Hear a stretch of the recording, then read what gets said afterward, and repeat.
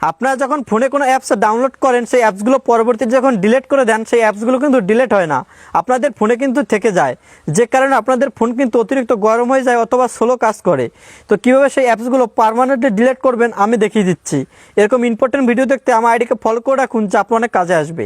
তো চলুন আপনাদের দেখিয়ে দিচ্ছি। আপনাদের ফোন থেকে প্লে স্টোরটি ওপেন করবেন। ওপেন করার পর উপর দিকে এই প্রোফাইল ফটোটির উপর ক্লিক করবেন। তারপর এখান থেকে ম্যানেজ অ্যাপস অ্যান্ড ডিভাইস এই লেখাটির উপর ক্লিক করে দিবেন। তারপর এখান থেকে ম্যানেজে ক্লিক করবেন। তো এখানে দেখতে পাচ্ছেন ইনস্টল, জাস্ট এই অ্যারোসিনের উপর ক্লিক করে এখান থেকে নট ইনস্টলের উপর ক্লিক করে দিবেন। ক্লিক করার পর এখানে দেখতে পারবেন যে অ্যাপসগুলো আপনি আগে ডাউনলোড করেছিলেন পরবর্তীতে ডিলিট করে দিয়েছেন, সমস্ত অ্যাপগুলো কিন্তু এখানে দেখতে পারবেন। তারপর আপনি এই অ্যাপসগুলো ডিলিট করার জন্য জাস্ট এই পাশে যে খালি ঘর দেখতে পাচ্ছেন জাস্ট এরকমভাবে টিকমার্ক করে দিবেন। টিকমার্ক করে দেওয়ার পর উপর দিকে জাস্ট এই লোগোটির উপর ক্লিক করবেন। তারপর এখান থেকে রিমুভে ক্লিক করে দিবেন। ক্লিক করার পর এই অ্যাপসটি কিন্তু এখান থেকে রিমুভ হয়ে যাবে। এরকমভাবে আপনার সমস্ত অ্যাপগুলো এখান থেকে ডিলিট করে দিবেন। তারপর দেখতে পারবেন আপনার ফোনটা আগের থেকে অনেকটাই ফাস্ট কাজ করছে।